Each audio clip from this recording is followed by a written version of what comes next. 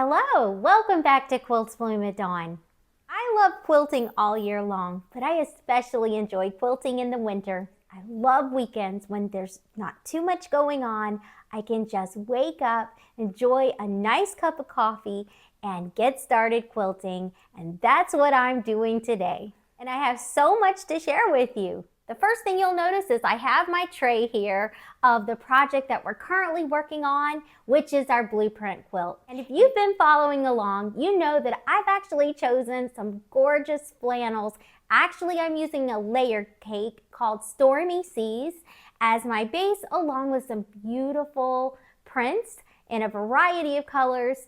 So that's what we'll be working on today. We're actually going to get started making the blocks. And the block that we're specifically going to be making today is what's called the antique tile block. It is so pretty. I just love this block. So you can see I've already been working on a few examples here for you. And this goes together really quickly. And this is the hardest block in the whole pattern. They get easier from here. And I'll tell you, this one's easy too. It has a few more pieces than some of the others, but it's still easy to put together. No folded corners, just sewing squares and rectangles together. So this is one everyone can do. So we'll be making one of those blocks together a little bit later on, but I wanted to go ahead and share a couple other things that are in the works. You'll notice right in front of me, I have some beautiful blues, a variety of navies, along with one aqua print. And that's for the next quilt that I'm starting, and that is the Norway Quilt from Thimble Blossoms. This is a pattern that I've had for a while that's been on my bucket list to make. So for my next January quilt, I figured this was the perfect time to make this beautiful quilt. So the Norway quilt is actually going to finish at 78 inches squared. And it's also a fairly simple pattern to make. It looks more complex, but it's not. We're going to break this one down and do this one together, and I'll be demonstrating each step of the process. As you can see, I've chosen to do mine in nothing but a variety of navy prints, along with some aqua, and then of course, a white background. However, as you can see in the pop-up here, you can make this as colorful as you want. This is a great project to just pull from your stash, which is what I did. This stack of navy prints represents a variety of fabrics from a few of Camille Ross Kelly's collections. I just love it when I'm able to just pull from my stash and have all the fabrics that I need, and this is an example where I was able to do that. The pattern actually calls for a 30 yard of 9 different fabrics.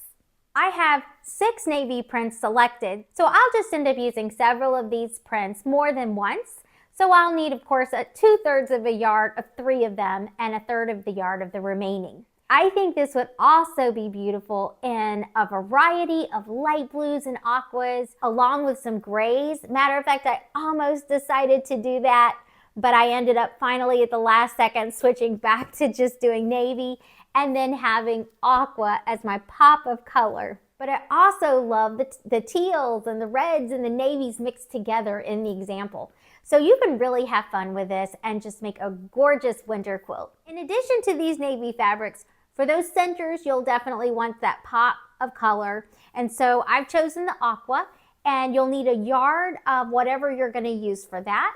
For my aqua, I've chosen to use Magic Dots from Layla Boutique, and I just love the softness of this aqua and how it plays against those navies. In addition, we'll need 3.5 yards for our background, and I've chosen to use, actually it's a Northcott fabric. I love the feel of their fabrics. They're almost like silk.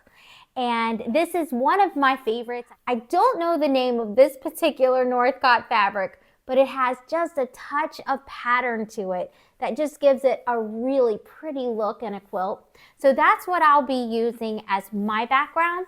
But a solid white, a Bella, or a confetti solid would work really good as well. If you'd like to join me in making this beautiful winter Norway quilt, I encourage you to go ahead, go through your stash and find some beautiful fabrics, and we'll be making this together very soon. You'll also notice I brought back my basket of fabrics that I shared with you last week. These are the fabrics that I've selected to join with Fat Quarter Shop as they began their Quilt Along called Celebrating 250 Years of America. The actual patterns for all of the blocks to make this quilt can be found in the Celebrate with Quilts book by Lisa Alexander and Susan Aki, which happens to be the same book that we're using to make our blueprint quilt. Fat Quarter Shop will be using the Rosie collection from Fig Tree and Company for this quilt along, and it is absolutely beautiful. As much as I love that collection, I was able to pull what I need from my stash, which is a definite win. So I'll be keeping these fabrics gathered together in this basket to pull from as we work on this project. The fabric requirements, along with the Quilt Along schedule, can be found on Fat Quarter Shop as a free PDF download. This Quilt Along will begin in February and will actually be a year-long project. After reviewing the schedule that Fat Quarter Shop has provided, we're actually going to start by making all of the 3-inch blocks first. We'll be making a total of 18 3-inch blocks using 9 different block patterns that are included in the Celebrate with Quilts book. So this is really going to be a beautiful project. It's also, I would say, going to be a skill building opportunity for us, especially on these 3-inch blocks. Those are small, so every little detail counts. Measurements matter. I will definitely be following along to what Kimberly Jolly of Fat Quarter Shop will be doing, but I'll also be sharing my progress with you as well. So this will definitely be a beautiful quilt when we finish it.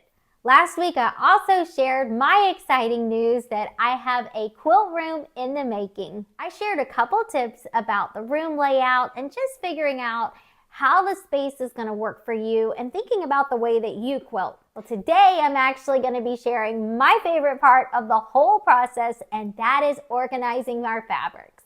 My sweet husband has been putting together my wall of Billy bookshelves, and I did get the shelves that have the doors that'll help prevent dust and lint from accumulating on them. So I'll be loading all of the shelves and sharing a few tips and talking through that process with you today. And finally, you'll notice under this tray, there's a quilt here. This is actually a fall quilt that we had worked on a few months ago. Finally able to get it basted, quilted, and bound, and I'm excited to share that with you today.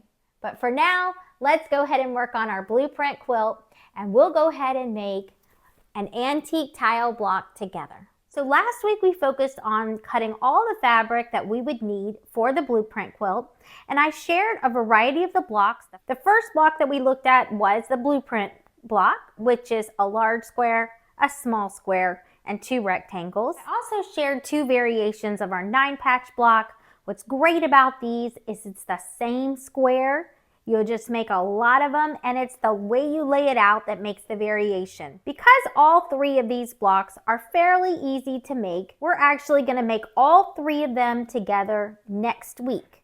Today, though, we're going to just be focused on making the beautiful antique tile block. So I thought I would just show you a few of the ones that I've been working on. I've really had fun making these, and I really think they're going to help give our quilt a real scrappy look. But yet, I love the symmetry of these antique tile blocks. I also love the colors of this Stormy Seas layer cake. I love the depth of color that's included. So as you can see, just a variety of these greens and blues and teals and grays. So just beautiful, rich colors for winter. So I'm going to go ahead and set the ones that I've been making aside so we can go ahead and make one together. First step is to go ahead and lay out all the pieces that we'll need to make this block. And it's actually 3 fabrics that are used. We start with our darker print, and it's the large square in the center. Surrounding that center block, we're going to go ahead and put our second print, the rectangles that we had cut per the pattern instructions. Once we have those in place, we can go ahead and add the small squares using the print 1, the same as what we did for the center, to make a square. And then we're ready to go ahead and build out one more time, and that's going to be print number 1 again, 4 rectangles that are coming off our print 2. And then finally, we finish that with our third fabric, our background, which in my case was that cream colored flannel. We'll start with the small squares as well as the rectangles. Once we have all of our pieces in place, we're ready to go ahead and begin putting this together. The first thing we're going to go ahead and focus on is connecting the small squares. So I'm going to go ahead and just put this right on top just like that. I'll do the same thing on this side. And we can even do it here as well.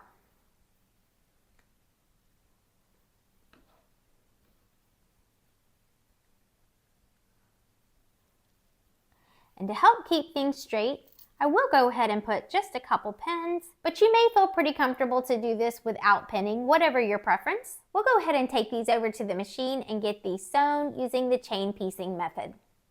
I'll sew this using a 1/4 inch, and I set my stitch length to 2. You could go a little smaller if you prefer.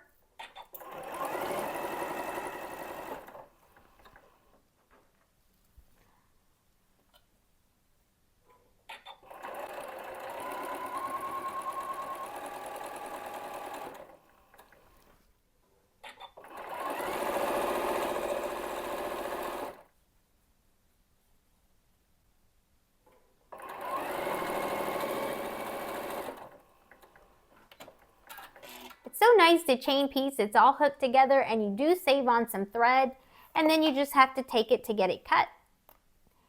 And you can either use scissors, or if you have one of these little thread cutters, it makes it even quicker. All right, I'm going to go ahead and take each of these over and get them pressed. And I'm just going to go ahead and press them towards the dark fabric. We will be opening out at some point, but at this point, we'll go ahead and press all of our seams to one side. All right, I have all of these pressed. You see, I just have them going to the dark side. And now we're ready for the next step. And we're going to go ahead and take these top rectangles and put them right on top of these, just like this. And we'll be able to sew all of these, and then we'll do the same thing on this side.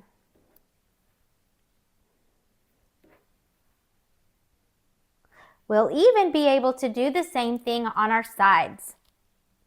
So we have lots to chain piece in this step. Okay, so I'm going to go ahead, just like we did before, 1/4 inch seam, chain piece, and I'm going to go ahead and do all 8 of these different sections, and then we'll take a look. All right, I'm back, and I was able to get all 8 of these sections pieced. And the way that I ended up pressing them, I'll turn it over so you can take a look. I have each of the corner units pressed going towards the background. And then I have these center ones pressed going toward the center.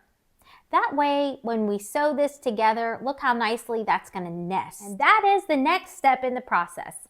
So I'm going to go ahead and take each of these, put them right on top, just like this. And I will go ahead and pin, because again, we've got a seam that's connecting here. We want to make sure that this lines up nicely. And my favorite method to ensure that happens is to use my poke-a-pin method. So just poke it through and just make sure where you're putting it in right here, again, right on that seam, it should be coming right through to that same spot on the other side, and it does. And then I'll also go ahead and put a pin on either end just to keep things straight.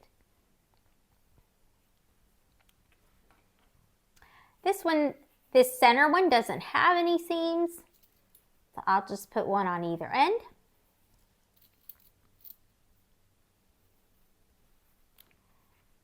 And then again, this bottom one, same thing. We want to make sure we match up those seams. Poke that pin through, make sure it lines up, and it does.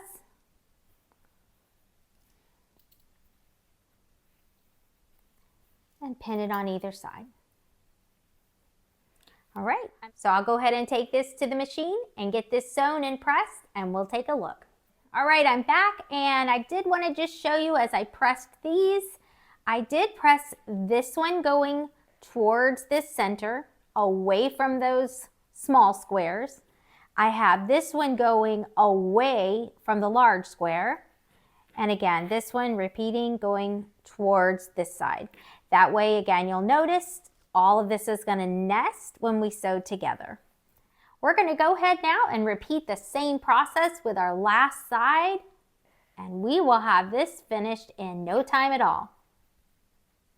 All right, so I'm going to go ahead and pin just like I did before, using that polka pin method.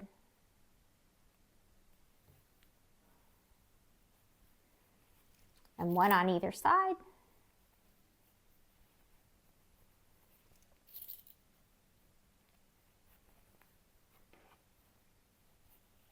There's no seams to match up on this center one, so just a pin on either side.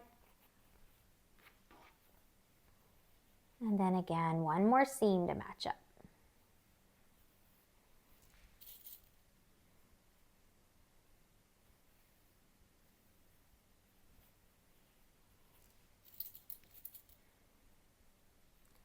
And then again, one on either side. And I'm ready to go ahead and get this chain pieced. I'll get this pressed, and then we'll take a look. We are ready for our next step, and we're going to go ahead and sew this entire top unit right to that center unit. And let's get this pinned. And again, we've got lots of points. We've got to really match up here, so it's important to take that extra time. Use that polka pin method. Make sure we get everything lined up. I always start with the center and work out. All right, so I'm going to go ahead and take this and get this sewn. Now when I press this, because I'm dealing with so many multi-layers, I'm actually going to go ahead and press this open. Once I finish getting this sewn, before I press it, I'm going to come back here and sew this side onto the center unit using the same method we're doing now. Then I'll take this over to get this pressed. When I press this, I will be pressing this open for this seam and then this seam. The reason is because we're dealing now with multiple seams and layers of this flannel fabric, it will lay so much better if we go ahead and press this seam open. So I'm going to go ahead and get all of this sewn and pressed, and we're going to take a final look together. All right, our antique tile block is complete, and you'll notice I did go ahead and press these seams open, those last two seams, and by doing that, it just lays flatter, so much flatter. And I definitely did take my time pressing all of this. It just makes such a difference. You can see all those intersections by taking the time to use that polka pin method. It just lines up just like we needed it to. The last step before I set this block aside is to go ahead and square the block up. I don't always show this step of the process, so I thought this would be a perfect opportunity to do that. I know the final block size per the pattern, so I went on ahead and pulled one of my Creative Grids rulers. I love Creative Grids rulers for many reasons. The precision, I love that it has those little dots to help grip the fabric and not move when you're cutting. But I also appreciate this center line right here. And that's very important when you're squaring up. So I'm going to go ahead and when I put my block on here, I'm using this center to help me square this up. So you can see it's a little bit off, right? I've got some edges that need to be trimmed off. So I'm going to basically align this where the center line, notice that center line, I want it intersecting at all these points as I go along, right? So I'm going to go ahead and make sure that all aligns nicely. But I'm also looking at my edges and making sure I'm not cutting it off, making sure I have enough fabric all the way around. And it looks like I'm good. Barely, but I'm good. All right, so now I have this straight as an arrow right there, and I'm able to go ahead and trim off all around.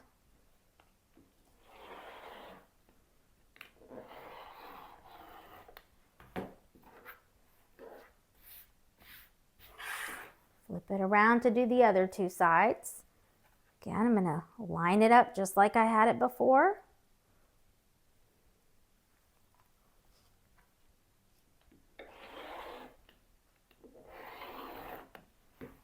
Okay, so just trimmed a little bit off, but now I know my block is completely squared up. It's the exact size that it needs to be, and it's squared. So to make this per the pattern instructions, we'll need a total of 8 of these mosaic tile blocks. Now I'm actually increasing the size of mine, which is why I have so many more. So this week you'll want to go ahead and finish making up all of our antique tile blocks. And next week we'll focus on making the remaining blocks, our blueprint, as well as our variations of our 9-patch. And if you haven't already, you'll also want to just go ahead and cut some large squares. We'll also need some of these to put our quilt together. Well, we are officially standing in my new quilt room. It's still not complete. However, my wonderful husband just finished installing my Billy bookshelves from IKEA. I'm probably the only person in America that hasn't had a chance to actually visit an IKEA. There's no IKEAs near me. However, I learned about how great these Billy bookshelves are for sewing and craft rooms, especially for storing fabric. So as I began to think about the layout for my quilt room, it definitely started with a whole wall of shelves. If you're considering something like this for your sewing room, I can already tell you I can highly recommend it. It is so sturdy, so solid. They really thought about all the extras, even things like the shelves, the way they sit in. You don't have to worry about them sliding out. They really do lock in place inside. It's bolted to the wall. It's not going anywhere. So I'm just really impressed with the quality, especially when you think about the price. It's really not that expensive for what you're able to get. These are actually 3 separate bookshelves, and they're about 31 inches wide. And with the extension unit, which we added to the top, we were able to get it about 8 feet tall. So that is a lot of storage. We also opted to go ahead and get the cabinet doors. When you think about all the lint and dust that's kicked up in a sewing room, we really felt like it was wise for fabric that's going to be sitting on a shelf. It made sense to go ahead and get those cabinet doors. The cabinet doors do actually come with knobs. However, I've ordered some special ones and I'm still waiting on those to arrive. So no knobs yet, they're coming. Inside, these are mostly adjustable shelves. You have one that's built in, and then of course you have the top one that's that extension unit. But then you still have 4 more shelves that you're able to place wherever you want it. And mine are placed approximately a foot apart. It's not exact, it depends on where the pegs are, but it's definitely tall enough for all of my wrapped fabric.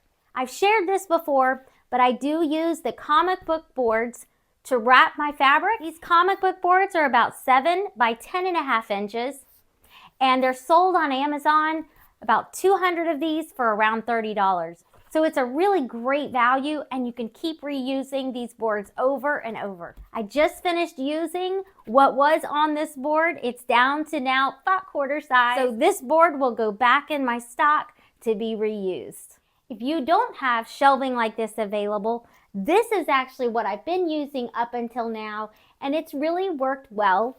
There are these great little fabric bins. They have sturdy handles. These were sold on Amazon. I believe it was a set of like 6 of them, 3 or 6, I forget. But they're really sturdy material. And let me tell you, they get a lot of use. I'm constantly pulling fabric in and out of them. I'm dragging these around, and they're very sturdy. I'll likely still be using these storage containers in my closet. However, I'll no longer need them for my fabric. I should have plenty of storage now for all of my fabric on these shelves. One other thing I wanted to mention, if you are looking to get something like this and you opt to go for the shelves, You do have options. You don't have to get the glass panel. You can get it just solid white. But I do like the idea of having some of it show and some of it hidden. I'm not very tall and I won't have any problem reaching up to this shelf. However, that top shelf is far from my reach, so it will either hold decorative things, or if I do have something I need for functionality, something that I don't need very often, and I will definitely need my step stool to get all the way up there. Like I said, this quilt room is still a work in progress, but I couldn't wait any longer. I was so excited to show you the shelves. I'm ready to start getting these shelves loaded. So I'm gonna go ahead and be working on that, and I'll be back in a little while to share some tips. Okay, I am back. Wow, that was a lot of work, but I was able to get all of my yardage into the shelves. So I'll go ahead and just share a couple tips. The first and most important tip, as you're organizing your fabric, do what works for you. Every quilter has a different approach. Whether you sort by designer, by color, by print, you want to choose the method that's gonna work for you to make you more efficient in your quilting journey and enhance your creative process. For me, I actually used a couple approaches. There are two designers whose fabrics I absolutely love. I love them so much that I have a lot of their fabrics. So I really could devote a whole section just to those fabrics. For those two designers, it really is helpful to have all of their fabrics together. So I've gone on ahead and opened everything up so we can take a closer look. One of my all-time favorite designers, and if you've been following my channel long, you already know this, is definitely Laundry Basket. I love her fabrics, especially the blues, and specifically her latest Sewing Bird collection. I fell in love with it. So I actually have a mix of her collections here, but the vast majority is the Sewing Bird. Now I didn't have quite enough fabric to fill up this entire row, so I went on ahead and pulled a few more fabrics that I really like that blend well with the Laundry Basket fabrics. I also have a little section here of Three Sisters. It's so unique, it has its own look, and it's also a mix of a couple recent collections, so I have that on here as well. But you can see all of these are just softer colors, and most of these tend to be fairly warm colors. I went on ahead and put my most frequently used fabrics right here at arm's length. So I have all of my Laundry Basket in the first section, and the next section is my other favorite designer. Again, those of you who've been watching my channel, you know it's Camille Ross Kelly of Thimble Blossoms. I love her nautical fabrics, the Shoreline, the Nantucket Summer. I fell in love with these different collections, so I definitely collected plenty of these fabrics to enjoy, hopefully for years to come. I organized it simply by going from dark to light. I did the same thing with the Sewing Bird, dark to light. And it continued all the way over into this last section right here. It stops about right here. Those are really the only fabrics by the yard that I have separated by designer. Everything else is really just blended within color families. So you can see I start up here with the red, going into the pinks and peaches, going into the oranges, yellows, browns, tans, then finally some of these lighter colors into these creams, finally into the grays, and then all the way to black.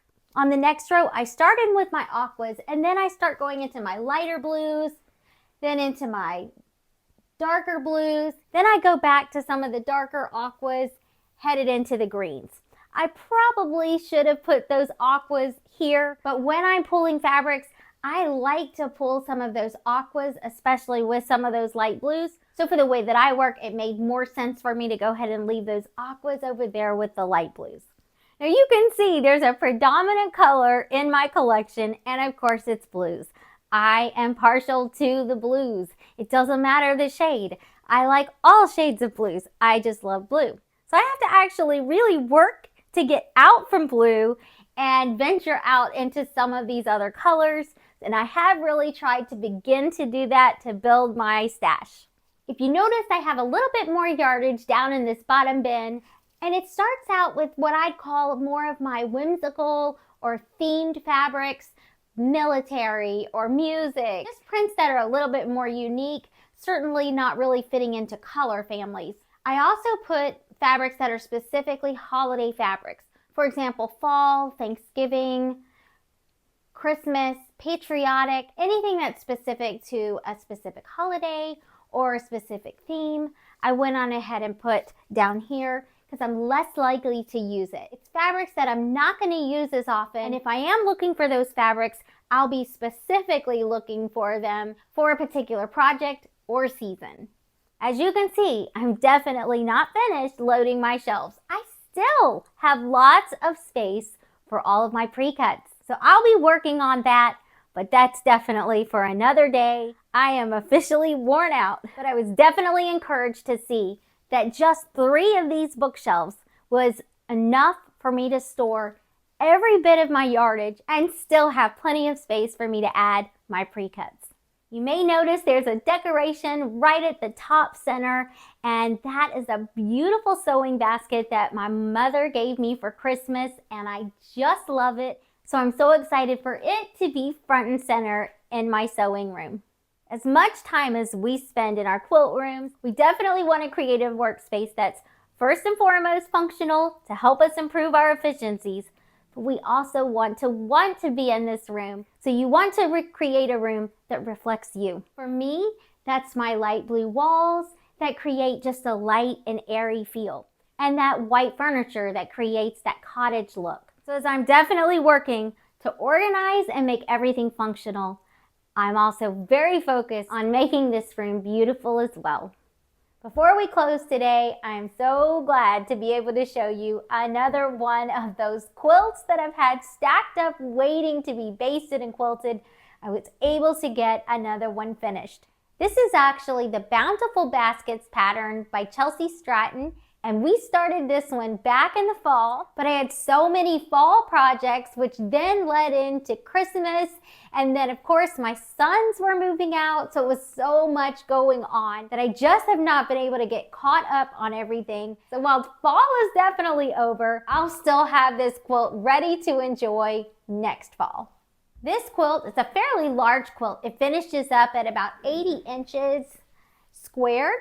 I used my Denim and Daisy fabric from Fig Tree. I actually had some left over from the previous year, and I was able to get a little bundle of fabric off Etsy, some of the blues because I wanted a little bit more. And I also added some of the Agatha Road collection that Fig Tree had put out in 2025. So you'll see pops of that. This is from the Agatha Road, this one is, so there's definitely some of that mixed in, some of those oranges and creams, but the blues are what I fell in love with that previous Denim and Daisy collection.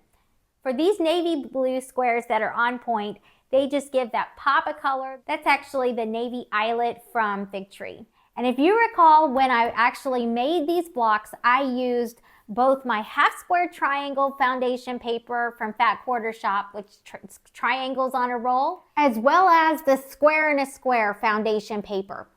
And you can see here in the corners here, I was able to do those squares in a square as well as these. These were 2 different sizes, and I was able to get the pads that I needed to do both. And then of course the half square triangles, you're able to make so many at one time. Actually, you make 8 at once, using that triangles on a roll paper. And this was a new process for me, but following this project, I definitely fell in love with using this foundation paper to help in some of my piecing projects. As far as the border, this is one of those beautiful prints from the Denim and Daisy collection. And then my binding, I ended up just pulling a navy that I had in my stash. I love to use these stripes or plaids on my binding. This is actually from one of Camille Ross Kelly's collections, either Shoreline or Nantucket Summer, I'm not sure which. And then I was able to get this really bright and fun and cheery backing. This is from the Agatha Road collection from Fig Tree. I was able to get a really good deal on this. It was actually a 108. So it's just so soft, very silky soft, which makes it nice. As far as the quilting, I had fun with this. And I'm beginning to figure some things out with my free motion. So the last time I used this particular free motion process which is basically just a loop. You just loop it one way, curl it around, loop it another way. Different sized loop, very much free motion, just allows you to kind of go all over with it. Very easy to do, very forgiving. But the last time I used this particular design, I was not pleased with the end result. But this time, I'm very pleased with the final product, and I figured out what made the difference. On this particular quilt, there's a lot of the background showing, just that solid white background. So when I quilted it using this fairly dense design, it really, to me, created almost like a lace look and really gave the quilt itself another dimension. However, on that previous project where I used the same quilting method, that quilt was much busier. The background that was used on that particular quilt was actually a variety of prints, just some light prints. There was just already a lot going on the quilt itself. I'm beginning to learn that on a quilt like this, where there's lots of just open space, this is a great time to go more dense and just really have fun with the design. You can appreciate it more. However, on a quilt like what I was just mentioning, really I think the echoed lines, something that just provides the pattern, is going to be a better option than choosing something like this, which is really just going to get lost in the prints of the quilt. Because this is a fairly dense quilting design, it did take me a couple days working many hours a day to finish this up, but I'm pleased with the final product, and I'm especially happy to see my stack of quilts that was waiting to be quilted shrinking. I'm down to one more quilt that's still sitting in that stack waiting to be done, and that is the Galway Bay pattern, the king size, using all of the beautiful Nantucket Summer collection. So I'll hopefully be starting on that one soon. I already know what I want to do with that one. I think it'll go fairly quickly. However, it is a big quilt, so that will take some time, but hopefully I'll have that one to show you soon. Well, I hope you join me next week as we continue making the Blueprint Quilt blocks. We'll be making the Blueprint block as well as a couple variations of the 9-patch. We'll also go ahead and take a closer look at the Norway quilt. I'm really excited to be able to fit this one in this winter. We'll go ahead and take a closer look at the fabrics needed as well as go ahead and begin the cutting process. Thanks so much for joining me today, and until next time, happy quilting.